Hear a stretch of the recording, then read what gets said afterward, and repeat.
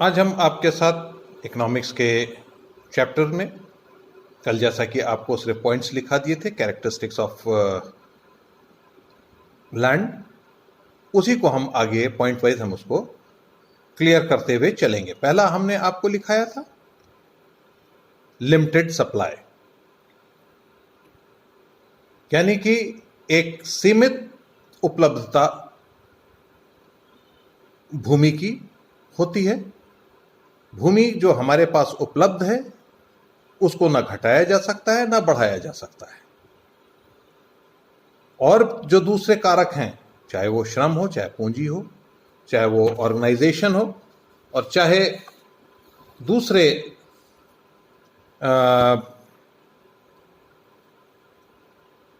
उपादान या फैक्टर्स हैं जैसे एंटरप्राइजेस हैं, उनको घटाया बढ़ाया जा सकता है, लेकिन भूमि को ना घटा सकते हैं ना बढ़ाया जा सकता है।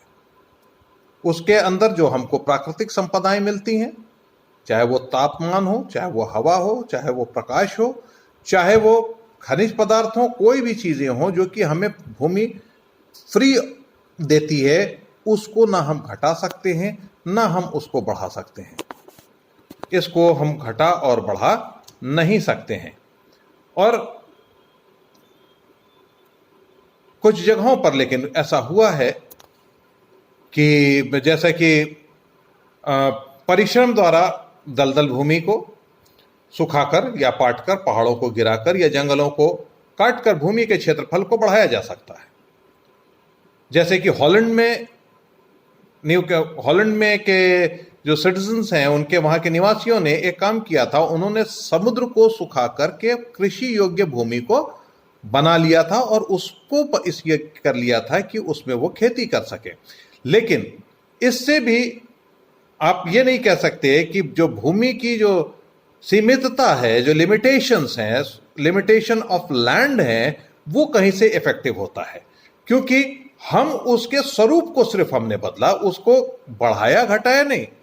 जो हमारे पास उपलब्धता थी सॉइल की, उसको हमने यूटिलाइज किया है, हमने उसके स्वरूप को मात्र बदला है।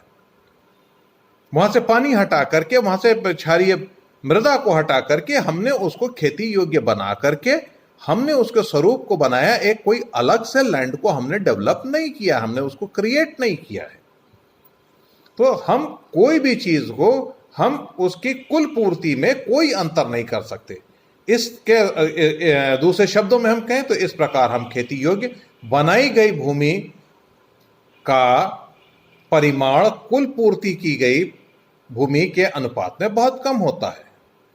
तो मतलब कि जो हमारे पास भूमि है उसके परिमाण से जो पूर्ति करते हैं उसके परिमाण में काफी अंतर होता है। और हम जो भूमि बनाते हैं उसको ना हम घटा सकते हैं ना उसको हम बढ़ा सकते हैं। एक साधारण भाषा में हम इस तरह से समझें। दूसरा, फ्री गिफ्ट ऑफ नेचर। ये जो है प्रकृति की निःशुल्क देन है। जल, वायु, खनिज पदार्थ, वन संपत्ति आदि को प्राप्त करने के लिए समाज को कुछ भी खर्च नहीं करना पड़ता। वो हमको फ्री ऑफ कॉस्ट जो है प्रकृति देती है। इसलिए भूमि को प्रकृति की निःशुल्क देन कहा गया है। अर्थात अगर हम उसको दूसरे तरीके से देखें तो भूमि की पूर्ति की कीमत, सप्लाई प्राइस कोई नहीं होता। हम उसको कहें कि हम इसको इस तरीके से कर लेंगे या हम इसको इस तरीके से कर लेंगे, ऐसा हम कुछ नहीं कर सकते जब तक हम उस चीज को अपने पैसे से ना खरीदें। और भूमि को हम अपने चीजों को बढ़ा नहीं सकते, घटा नहीं सकते। जो कुछ हमको मिलती है फ्री गिफ्ट ऑफ नेचर है, तो जो कुछ हमें देता है, अर्थात समाज की दृष्टि से भूमि की कोई पूर्ति कीमत, सप्लाई प्राइस नहीं होती है। यह भी हमने आपको बता दिया। फिर तीसरा है अनाशवन। ये खत्म कभी नहीं होती, इनडेस्ट्रक्टेबल, ये कभी भी नाशवान नहीं है। मनुष्य भूमि को न तो उत्पन्न कर सकता है और ना ही उसे नष्ट कर सकता है। भूमि की उर्वरता को कम या नष्ट किया जा सकता है, परंतु उसका अस्तित्व अविनाशी है। इस प्रकार भूमि के स्वरूप को बदला जा सकता है, परंतु उसको समाप्त नहीं किया जा सकता। ये अनाशवान है, इसको आप समाप्त नहीं कर सकते। जो है वो है, उसको हम ना बढ़ा सकते हैं ना घटा सकते हैं। हम जैसा कि अभी आपसे बात की और इसके हम फर्टिलिटी को घटा बढ़ा सकते हैं। उसको हम प्रॉपर केयर ना करें तो फर्टिलिटी घट जाएगी, लेकिन हम उसको खत्म नहीं कर सकते। फिर नेक्स्ट है अचल या गतिहीन, इमोबाइल। भूमि अपना स्थान नहीं बदला जा सकता, ये इमोबाइल है, अर्थात एक स्थान से उठाकर दूसरे स्थान पर नहीं ले जा सकते। हम इसको एक स्थान से उठा करके दूसरे स्थान पर नहीं ले जा सकते। जैसे कि उदाहरण के तौर पर हिमालय पर्वत को उठा करके हम जापान में नहीं रख सकते।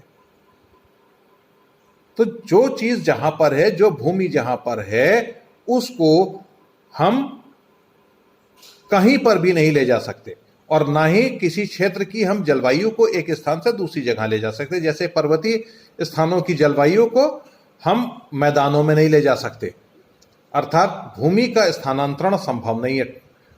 You can't transfer a land with its all free gifts of nature. आप उसको कहीं से भी चेंज नहीं कर सकते।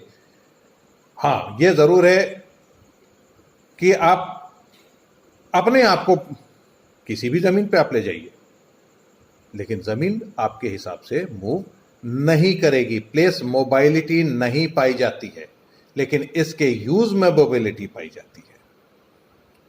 इसके यूज में, इसके प्रयोग में गतिशीलता होती है, लेकिन इसके जगह में, स्थान में गतिशीलता नहीं पाई जाती है। उसके बाद फिर है आपका नेक्स्ट पांचवा, पैसिव फैक्टर। भूमि उत्पादन का निष्क्रिय साधन उपादान है, अर्थात भूमि स्वयं किसी भी पदार्थ का उत्पादन नहीं करती, बल्कि मनुष्य भूमि पर श्रम और पूंजी लगाकर अनाज, फल, सब्जी आदि का उत्पादन करता है। भूमि खुद कोई उत्पादन नहीं करती है। अब आप ये कहिए कि सर हमको सोना है, चांदी है, या फिर हमारे खनिज पदार्थ हैं, या हीरे जवाहरात हैं, ये तो हमें भूमि उत्पादन देती है। तो आपको मैं बता दूं, ये सब भूमि के अंतर्गत आता है। ये सब फ्री गिफ्ट ऑफ नेचर है। तो ये भूमि के ही अंतर्गत है। ये कुछ उत्पादित आपके लिए नहीं करती, बल्कि आप इसको श्रम के द्वारा और पूंजी लगा करके आप इन पदार्थों को निकालते हैं और आप इनका उत्पादन वहां से करते हैं। जैसे भूमि से आप फसल उगाते हैं, उसी प्रकार से भूमि से आप इन खनिज लवणों को, खनिज पदार्थों को, माइंस को खोद करके अंदर से निकाल करके बाहर लाते हैं। ये आपका काम है। ये परमेश्वर ने आपको फ्री गिफ्ट दी है कि आप इसको इस्तेमाल करें। तो भूमि खुद में अपने में कोई उत्पादन नहीं करती, हम उसमें अपने श्रम और पूंजी को लगा करके उसका उत्पादन हम करते हैं। फिर नेक्स्ट उसमें विविधता, वैरायटी। भिन्न भिन्न स्थानों की भूमि भिन्न भिन्न प्रकार की होती है। कहीं की भूमि उपजाऊ है तो कहीं की भूमि बंजर है, कहीं पर नदी नाले हैं तो कहीं पर पहाड़ है, कहीं पर मिट्टी है तो कहीं पे मिट्टी काली है तो कहीं पीली है। किसी क्षेत्र में अधिक सर्दी पड़ती है तो किसी क्षेत्र में अधिक गर्मी पड़ती है।